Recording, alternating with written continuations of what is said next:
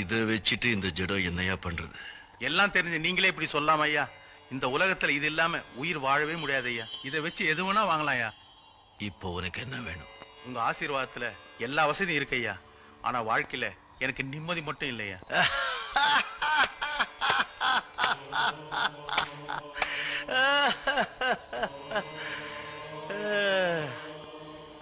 இதை வச்சுட்டு உலகத்துல எது வேணும்னாலும் வாங்கலாம் சொன்னீங்க. நிம்மதியை வாங்கிக்கலாமே ஐயா. எல்லார் பணத்தையும் நீயே வச்சுக்கிட்டா நிம்மதி எப்படியா வரும்? உனக்கு எவ்வளவு வேணுமோ அவ்வளவு அளவா வச்சுக்கிட்டு மிச்சதை இல்லாதவங்களுக்கு கொடுத்துட்டே இருந்தா நிம்மதி தானா வரும்.